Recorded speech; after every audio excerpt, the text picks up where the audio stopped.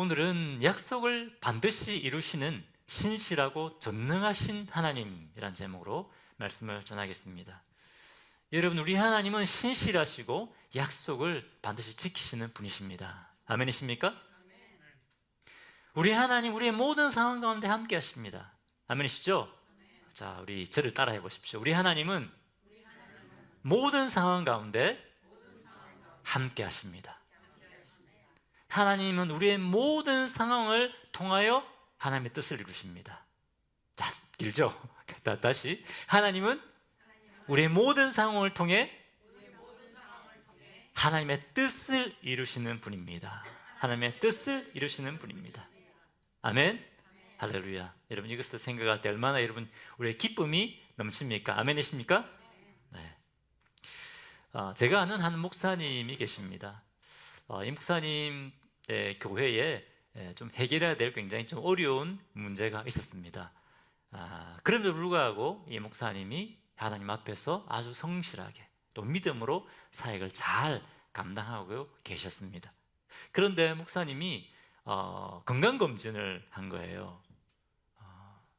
아주 젊으신데 대장암이 발견이 됐습니다. 담당 의사가 빨리 수술을 하지 않으면 안 됩니다.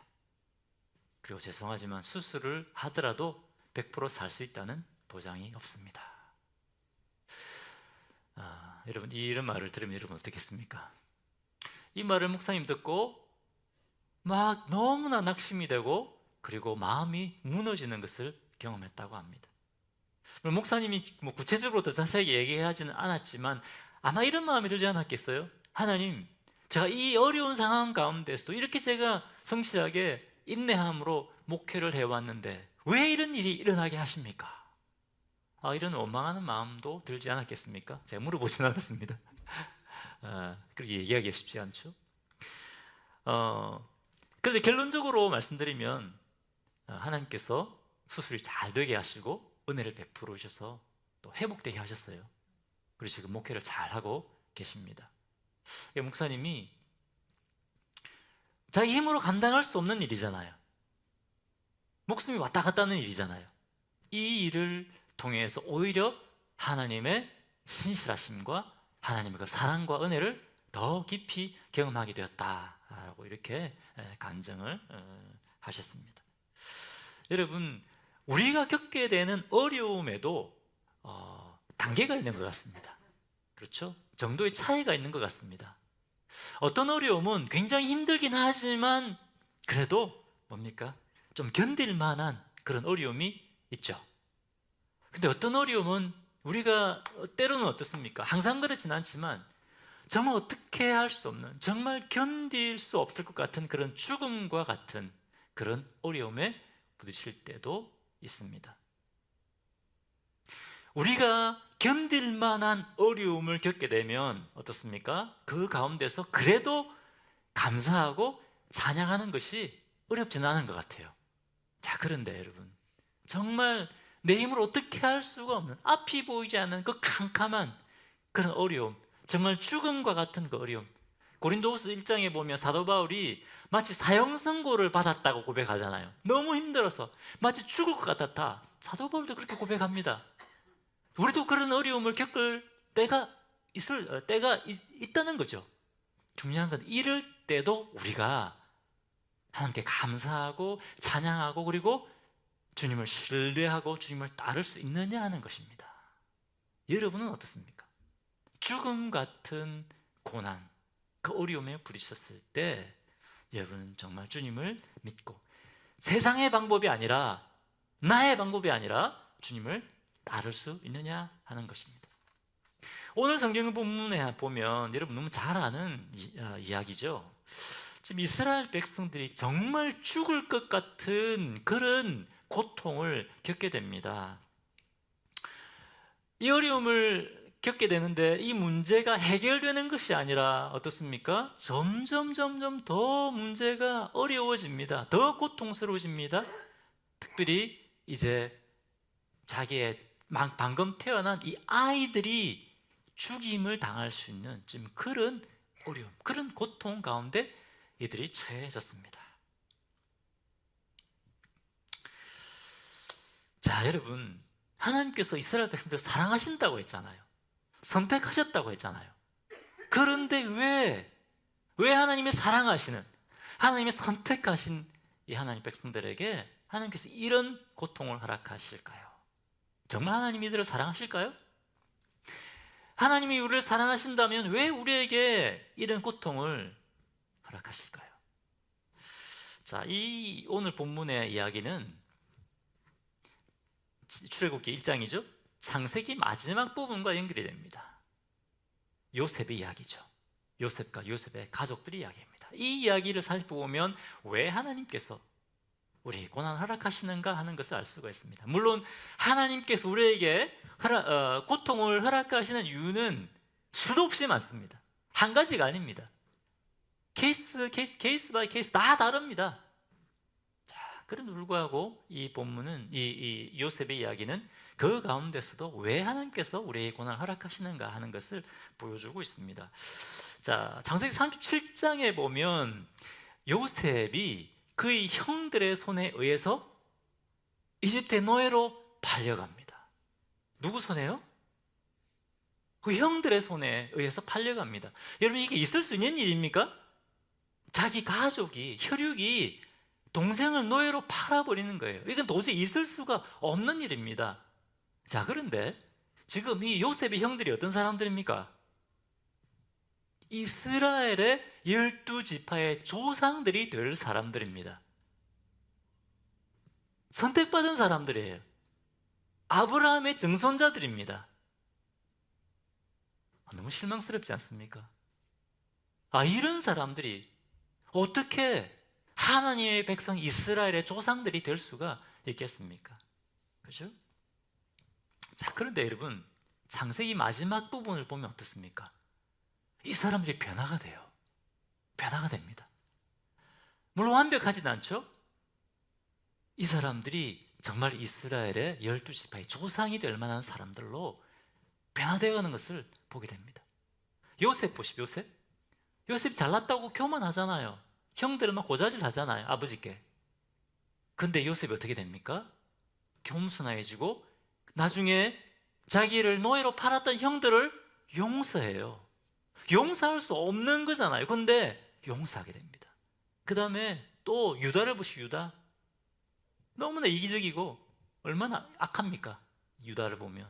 그런데 이 유다가 나중에 어떻게 됩니까? 자기의 형제들을 위해서 자기가 희생하는 것을 보게 됩니다. 어떻습니까? 점점 바뀌어가는 거예요. 성숙해가는 겁니다. 무엇이 이들을 이렇게 바꿨습니까? 무엇이 이들로 하여금 이스라엘 12지파의 조상이 될 만큼 이렇게 변화시켜갔습니까? 무엇입니까? 고난입니다. 견딜 만한 고난이 아니라 무슨 고난이요? 죽을 것 같은 고난입니다. 여러분, 요셉이 그냥 고난 당했습니까? 죽을 것 같은 고난을 받았어요. 그 죽을 것 같은 고난이 결국 우리를 뭡니까? 빚어가게 하시는 겁니다. 고난은 하나님께서 우리를 빚으시는 좋은 도구다라고 하는 것입니다. 우리를 사랑하지 않기 때문에 고난 허락하시는 것이 아니라 오히려 우리를 사랑하시기 때문에 우리에게 고난 허락하십니다. 이 고난은 우리의 더러운 마음, 정결하지 못한 우리의 모습들을 깨끗하게 닦아 주십니다. 우리를 성장하게 하십니다. 아멘이십니까? 다행이다, 아침이 온다. 이 책이 있습니다. 다행이다, 아침이 온다. 이것은 이제 김혜영 선교사님이라는 분이 계십니다. 아프리카 선교사님인데요. 이분이 이제 자기의 이야기를 솔직하게, 자기의 실패했던 거 이런 것도 솔직하게 쓰는데요. 이분이 가지치기를 막 하는데 이런 생각이 들더래요. 나무가 얼마나 아플까. 나무가 말은 못하지만 가지치기를 막 하니까 화가 나서 막 화가 나서 그냥 자르는 거죠. 나무를 막 화가 나서 자르는 거예요. 그런데 성령님이 이런 마음을 주셨대요. 야, 얼마나 아프겠냐. 너도 지금 아프지. 너도 고난 때문에 아프지. 그런데 가지치기가 끝나고 나면 나무가 굵어지고 막 성장한대요. 그걸 통해서 뭡니까? 그래, 나 아프지. 그런데 그걸 통해서 네가 성장하는 거야. 주님이 성령께서 그런 마음을 주셨다는 거예요. 아멘이십니까, 여러분? 하나님께서 우리에게 고난을 허락하시는 것을 우리를 사랑하시기 때문에 주시는 거예요. 그것을 통해서 우리 살이 찢어지는 그 고통을 겪게 되지만 그걸 통해서 우리가 결국은 어떻게 되죠? 성장하게 된다는 겁니다. 물론 하나님 고난을 주시는 이유는 수도 없이 많지만 바로 이것이 그 고난을 주시는 중요한 이유 중에 하나라는 거예요. 자, 오늘 이것을 우리가 기억하면서 오늘 본문을 계속 보겠습니다. 하나님께서 우리에게 죽음 같은 고난을 허락하시는 것은 우리를 사랑하시기 때문이다. 자, 그러면 우리가 죽을 것 같은 이 고난과 어려움 가운데서도 정말 하나님을 신뢰하고 따를 수 있는가? 왜 그럴 수 있는가? 첫 번째, 우리가 여전히 하나님을 따를 수 있는, 신뢰하고 따를 수 있는 그 이유는 첫 번째, 하나님은 우리의 실패와 연약함 가운데서도 약속을 지키시는 분이시기 때문에 그렇습니다. 오히려 하나님은 우리의 실패와 연약함을 바꾸셔서 하나님의 뜻을 이루십니다. 심지어 하나님은 사탄의 역사까지도 바꾸셔서 하나님의 목적을 이루십니다. 할렐루야. 그렇기 때문에 우리는 하나님을 신뢰할 수 있는 겁니다. 자, 여러분, 요셉이 어떻게 애굽으로 팔려갔다 그랬죠? 형들의 손에 의해서 팔려간 거예요. 형들의 도덕적인 실패입니다. 그런데 나중에 어떻게 됐습니까? 하나님께서 오히려 이 요셉을 애굽의 총리가 되게 하시는 거예요. 도저히 있을 수 없는 일을 행하십니다. 근데 마침 그때 야곱의 가족들이 어떻게 됩니까? 요셉의 형들 어떻게 되죠? 가나안 땅에 흉년이 들어서 다 굶어 죽게 생겼습니다. 바로 그때 애굽의 총리가 된 요셉이 이들을 이집트로 모시고 오죠. 이들을 용서하고, 그죠? 이 요셉 때문에 이들이 살아남게 되고 하나님께서 아브라함에게 약속하신 것처럼 한 민족을 이루게 되는 겁니다. 하나님 뭘 하셨다고요? 사람의 실수와 실패, 우리의 연약함까지도 사용하셔서 하나님의 뜻을 이루시는 분이라는 겁니다. 그래서 오늘 본문 7절 보십시오. 7절. 이스라엘 자손은 생육하고 불어나 번성하고 매우 강하여 온 땅에 가득하게 되었더라. 할렐루야. 요셉이 애굽으로 가서 애굽의 총리가 되지 않았다면 다 굶어 죽었을 겁니다. 그러면 하나님께서 아브라함에게 준 약속이 이루어질 수 있습니까? 이루어질 수 없습니다. 놀랍지 않습니까? 여러분, 하나님은 우리가 하는 실패, 실수, 우리 연약함까지도 사용하셔서 하나님의 뜻을 이루어 주시는 분이에요. 하나님께 우리에게 주신 약속을 행하시는 분이에요. 할렐루야. 그렇기 때문에 여러분, 우리가 죽을 것 같은 고난 가운데서도 우리 하나님은 신뢰하고 내 방법, 세상의 방법이 아니라 하나님을 신뢰하고 순종하면 나갈 수 있는 겁니다. 할렐루야. 자, 하나님께서 아브라함에게 주신 약속을 한번 보겠습니다. 창세기 15장 13절에서 14절 말씀입니다. 이것은 600년 전에 아브라함에게, 이 일이 일어나 600년 전에 아브라함에게 준 약속이에요. 놀랍지 않습니까? 자, 다시 이렇게 11절 같이 읽겠습니다. 시작. 여호와께서 아브라함에게 이르시되 너는 반드시 알라. 내 자손이 이방에게서 객이되어 그들을 섬기겠고 그들은 400년 동안 내 자손을 괴롭히리니. 14절. 그들이 섬기는 나라를 내가 징벌하며 할지며 그 후에 내 자손이 큰 재물을 이끌고 나오리라. 하나님이 약속하신 거예요. 여기서 이방은 어디입니까? 이집트, 애굽입니다. 객이 된 정도가 아니라 노예가 되죠. 노예가 되어 괴롭힘 당하다가 400년 후에 나오게 될 것이다. 한 민족을 이뤄서 나오게 될 것이라는 겁니다. 하나님께서 아브라함에게 하신 약속이에요. 그런데 이 요셉의 형들의 실수, 실패를 통해서도 하나님은 이 약속을 이루어 주셨습니다. 할렐루야. 심지어 하나님은 어떠십니까? 하나님 어떤 분이십니까? 사탄의 역사까지도 바꾸셔서 하나님의 뜻을 이루십니다. 사탄이 예수님을 십자가에 못 박아 죽일 때 어떻게 생각했을까요? 내가 이겼다. 내가 이제 하나님 아들 잡아 죽여버렸다. 이겼다고 생각했을 겁니다. 그런데 하나님 어떻게 하셨습니까? 십자가의 죽으심을 통해서 우리의 죄를 사하셨잖아요. 예수님이 대신 죽어주심으로 우리의 모든 죄값을, 우리의 모든 연약함들을 다 갚아주셨습니다. 할렐루야. 죄와 사망의 권세, 죽음의 권세, 우리를 자유케 하셨어요. 옆에 계신 분들 축복하십시오. 주님이 우리를 죄와 죽음의 권세에서 해방시키셨습니다. 주님 우리를 죄와 죽음의 권세에서 자유케 하셨습니다. 할렐루야. 믿으십니까 여러분? 할렐루야. 그뿐만 아닙니다. 전능자 되신 우리 하나님께서 예수님을 죽음에서 이렇게 세우셨습니다. 사탄은 상상도 못하는 일이에요. 설마 죽어버렸는데 다시 살아날까? 생각도 못했습니다. 그런데 우리 하나님께서 사탄의 이 격의 역사를 완전히 뒤집어 엎으신 겁니다. 할렐루야. 여러분, 우리 하나님은 우리의 실패, 사탄의 역사까지도 바꾸셔서 신실하게 약속을 지키시는 분이십니다. 할렐루야. 그렇기 때문에 우리는 주님을 따라갈 수 있는 겁니다. 사탄은 계속해서 우리에게 부추깁니다. 야, 안 돼. 그 하나님 말 듣지 마. 하나님 살아계신데 어떻게 네 삶 속에 이런 일이 일어날 수 있어? 네 방법을 신뢰해야 돼. 세상의 방법을 따라가야 돼. 여러분, 누구 말을 들어야겠습니까? 주님의 말씀을 들어야 됩니다. 주님의 약속을 붙들어야 됩니다. 아멘이십니까? 네. 자, 두 번째, 우리가 죽을 것 같은 이 고난 가운데, 도저히 해결되지 않을 것 같은 이 고난 가운데서도 우리가 주님을 믿고 따라야 되는 이유는 뭐냐면, 우리 하나님은 우리의 모든 환경을 통해서 일하시는 분이기 때문에 그렇습니다. 우리의 환경에 매이지 않고 역사하십니다. 하나님 우리 세상의 환경에 매이지 않습니다. 하나님께서 뜻하시는 바, 하나님의 뜻대로 모든 것을 행하시는 분이십니다. 아멘이십니까? 자, 처음에 야곱에 가지고 70명이 이집트에 왔을 때 이집트 왕 바로와 이집트 사람들이 막 환대를 했죠. 그래서 이 사람들이 고센 땅에 정착해서 번영하고 풍성한 삶을 살았습니다. 그런데 오늘 본문 6절에 보니까 이제 요셉과 그 형제들이 거의 다 죽었습니다. 그리고 8절에 보니까 이스라엘의 아기를 품은 왕이 세워집니다. 자, 10절에 보니까 이스라엘 백성들이 하도 번성하니까 이 이집트의 왕이 어떻게 했다고요? 두려워했다고 되어 있습니다.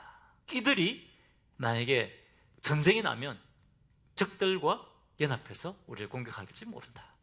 그리고 그들이 이제 도망갈 것이다. 그래서 어떻게 합니까? 이스라엘 백성들을 노예로 삼습니다. 노예로 삼아서 무거운 중노동을 시키는 겁니다. 11절 같이 읽겠습니다. 시작. 감독들을 그들을 위해 세우고 그들에게 무거운 짐을 지워 괴롭게 하여 그들에게 바로를 위하여 국고성 비돔과 람셋을 건축하게 하니라. 여러분, 이집트에 대형 건축물들 많잖아요. 그렇죠? 그런 건축물들을 어떻게 했다고요? 이스라엘 백성들을 노예로 삼아서 막 지었다는 것입니다. 전부 다는 아니지만. 자, 여러분, 중노동에 시달리면 어떻게 됩니까? 기력이 쇠하잖아요. 여러분, 쉬지 않고 일해보시면 얼마나 피곤합니까? 그렇죠? 번성할 수가 없습니다. 그런데 12절에 보니까 어떻게 됐습니까? 학대받을수록 더 번성하여 갔다라고 되어 있습니다. 있을 수가 없는 일이죠. 세상의 원리로 봐서는 있을 수가 없는 일입니다. 어떻게 이렇게 괴롭힘 당하고 이렇게 하는데 어떻게 더 번성할 수 있습니까? 근데 하나님은 어떤 분이시라고요? 우리의 환경을 뛰어넘어서 역사하시는 분이라는 겁니다. 자, 그럼 여기서 끝났느냐? 아니에요. 이것이 아닙니다. 바로 왕이 더 이스라엘 고통스럽게 합니다. 14절. 어려운 노동으로 그들의 생활을 괴롭게 하니 곧 흙이기와 벽돌 굽기와 농사의 여러 가지 일이라 그 시키는 일이 모두 엄하였더라. 그래도 번성하니까 더 이제 더 중노동을 시키는 겁니다. 그래야 어떻게 됩니까? 지치고 영양실조 걸리고 병 걸려서 죽게 되는 거죠. 그럼 이스라엘이 이제 쇠퇴하게 되는 겁니다. 자, 거기서 끝나지 않습니다. 몸 16절에 보니까 이스라엘의 씨를 확실하게 말릴 방법을 사용합니다. 어떻게 합니까? 산파들을 부르죠. 그래서 아기를 낳는데 남자 아이를 낳으면 죽여버리고 여아를 낳으면 살려두라. 이렇게 명합니다. 무시무시한 명을 내리는 겁니다.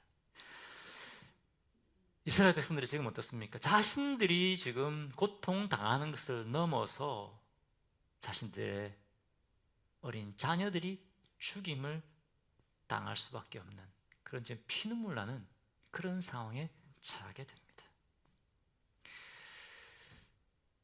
이대로 한다면 하나님께서 개입하지 않으면 어떻게 될까요, 여러분? 망하는 거예요. 끝나는 겁니다. 세상의 원리에 따르면, 원칙에 따르면 이것은 끝나는 겁니다. 자, 그런데 더 이 말씀을 계속하기 전에 여러분, 하나님께서 이스라엘 백성들을 이렇게 지금 괴롭히고 계신 걸까요? 이것이 다시 하나님께서 하신 걸까요? 이 배후에는 누가 있습니까? 누가 있을까요? 사탄이 있는 겁니다. 성경에는 나와 있지 않죠. 직접적으로 기록되어 있지 않지만 사탄이 지금 이 일을 하고 있는 겁니다. 사탄이 바로의 악한 마음을 사용해서 하나님의 백성 이스라엘을 멸절시켜버리려고 하는 겁니다. 그러면 하나님의 약속 이루어질 수 있습니까? 약속 이루어질 수 없습니다. 하나님의 구원의 역사가 일어날 수가 없습니다. 하나님의 백성 이스라엘이 세워줄 수 없고, 그러면 이스라엘의 자손으로 오시는 예수 그리스도가 오실 수가 없습니다. 예수 그리스도를 통해서 주님은, 우리 하나님은 우리의 구원의 문을 열어주시는 구원의 계획을 가지고 계신데 하나님의 구원의 계획이 이루어질 수가 없는 겁니다. 사탄의 역사입니다. 사탄은 계속해서 여러분 우리를 넘어뜨리려고 합니다. 우리가 하나님 백성답게 살지 못하도록 우리를 시험합니다. 다니엘 10장에 보면, 우리 지금 다니엘 기도하고 있잖아요. 다니엘이 하나님 앞에 마음을 정하고 기도를 시작합니다. 그런데 이 기도가 언제 응답이 됩니까? 하나님께서 언제 응답을 주십니까? 다니엘이 기도를 시작한 그날 천사 가브리엘이 하나님께 주신 응답을 가지고 옵니다. 그런데 어떻게 됐다고 되어 있습니까? 누가 막았다고 되어 있죠? 바사국군이 막았다고 되어 있습니다. 바사국군은 사탄의 세력이죠. 악한 영들을 말합니다. 막았다고 되어 있습니다. 그래서 오는데 얼마나 걸렸습니까? 21일이라는 시간이 걸렸습니다. 그렇기 때문에 그 가운데 다니엘은 금방 응답이 오지 않는다고 그만둔 것이 아니라 어떻게 해요? 21일간 계속 마음을 정하고 기도했습니다. 여러분, 마찬가지입니다. 우리도 마찬가지입니다. 사탄은 어떻게 했든지 우리를 넘어뜨리려고 합니다. 시험에 들려고 합니다. 그렇기 때문에 어떻게 해요? 기도하는데 왜 하나님 응답하지 않으셔? 하나님 정말 살아계신 건 맞아? 그렇게 하는 것이 아니고 어떻게 해요? 다니엘처럼 마음을 정하고 계속 기도해야 되는 거예요. 우리 하나님 믿음하게 해준다고 그러는데 왜 아무 일도 일어나지 않아? 계속 기도해야 되는 겁니다. 아멘이십니까? 한 번, 두 번 기도해보고 안 되나 보다. 아니에요. 기도하면 하나님께서 하나님의 뜻을 우리에게 보여주시는 겁니다. 자, 이처럼 이 이스라엘 백성들을 멸절시키려고 하는 것은 사탄의 역사입니다. 사탄은 지금까지 쭉 역사를 보면 계속해서 이 하나님의 구원의 역사를 방해합니다. 마태복음 2장에 보면 예수님이 태어났을 때 어떤 일이 일어납니까? 헤롯 왕이 2살 밑으로 태어난 남자아이들 다 죽여버리려고 합니다. 누가 했을까요? 사탄이 헤롯 왕을 통해서 역사하는 겁니다. 예수님 죽어버리면 어떻게 됩니까? 구원의 역사가 일어날 수 없는 거예요. 그것이 끝이 아니죠. 신약 성경에 보십시오. 사탄은 교회가 세워지니까 이제 어떻게 해요? 이 교회를 없애버리려고 뭘 합니까? 거짓 교사들 계속 교회에 집어넣잖아요. 오늘날도 마찬가지죠. 오늘날 신천지죠, 신천지. 그죠? 이런 이단들을 통해서 교회를 흔들고, 그죠? 사탄이 하는 일입니다. 사탄은 이스라엘 백성들을 무너뜨리려고 하는 것처럼 오늘날 우리도 이런 죽을 것 같은 고난을 주어서 우리 믿음을 떨어뜨리려고 하는 겁니다. 하나님은 단지 이것을 허락하시는 거예요. 하나님께서 이 고통을 주시는 분이 아닙니다. 하나님께서 허락하시는 거예요. 그런데 이것을 통해서 어떻게 해요? 하나님께서 아까 하나님 어떻게 하신다고 했습니까? 사탄의 역사도 바꾸어서 하나님의 뜻을 이루어 내시는 겁니다. 하나님은 우리의 처한 상황에 매이시는 분이 아닙니다. 우리는 이 상황에서는 도저히 안 돼. 하나님이라도 이 상황에서는 어떻게 할 수 없어. 그런 마음 들지 않습니까? 사탄이 주는 마음입니다. 하나님은 그 상황 가운데서도 일하실 수 있는 분이십니다. 할렐루야. 자, 보십시오. 자, 어떻게 됩니까? 이렇게 해서 씨가 말라버렸습니까? 하나님께서 역사하시죠. 이 산파들이 이집트 왕보다 하나님을 더 두려워합니다. 그래서 이집트 왕의 명에 따르지 않죠. 20절 보겠습니다. 20절 같이 읽겠습니다. 시작. 하나님이 그 산파들에게 은혜를 베푸시니 그 백성은 번성하고 매우 강해지니라. 그 백성은 번성하고 매우 강해지니라. 그 백성은 매우 약해지니라. 이렇게 돼야 되는데 매우 강해지니라. 할렐루야. 주어진 상황과 전혀 다른 결과가 나타나게 하시는 겁니다. 할렐루야. 그렇기 때문에 여러분, 우리가 죽음 같은 고난 가운데서도 우리는 하나님을 믿고 신뢰할 수 있는 겁니다. 아멘이시죠? 마지막 포인트입니다. 그렇기 때문에 여러분, 그렇기 때문에 우리는 이 신실하시고 전능자 되신 하나님을 믿고 신뢰해야 됩니다. 주님을 믿고 따라가야 되는 겁니다. 자, 다시 산파들의 이야기로 돌아오겠습니다. 자, 오늘 같으면 이 산파들은 어떤 사람들일까요? 산부인과 의사 같은 사람들이죠. 그렇죠? 이 사람들을 불렀습니다. 그리고 엄하게 명합니다. 16절에 아이를 낳는데 남자아이를 낳으면 죽여버리고 여자아이를 낳으면 그대로 두라. 여러분, 이걸 바로 왕이 부드럽게 이야기했을까요? 어떻게 얘기했습니까? 칼을 빼들고 막 협박하지 않았겠습니까? 너희들 말 안 들으면 죽여버리겠다. 협박했을 겁니다. 자, 그리고 또 협박만 했을까요? 성경에 나오지 않습니다만, 그죠? 또 유혹도 했지 않았겠습니까? 이 일을 잘하면 엄청난 상을 주겠다. 아마 이렇게 했을 겁니다. 여러분, 바로 왕이 노예 하나 죽이는 것 뭐 문제가 됐겠습니까? 노예 하나 죽이는 것 아무것도 아니었을 겁니다. 이 바로 앞에 불려간 이 산파들이 얼마나 두려웠겠습니까? 이 말을 듣고 여러분 같으면 어떻겠습니까? 산파들이라면 집에 돌아와서 엄청나게 고뇌하지 않았겠습니까? 야, 정말 이 남자아이가 태어나면 정말 죽여버려야 될까? 그런데 결국 어떻게 합니까? 어떻게 합니까? 17절 보겠습니다. 같이 읽겠습니다. 시작.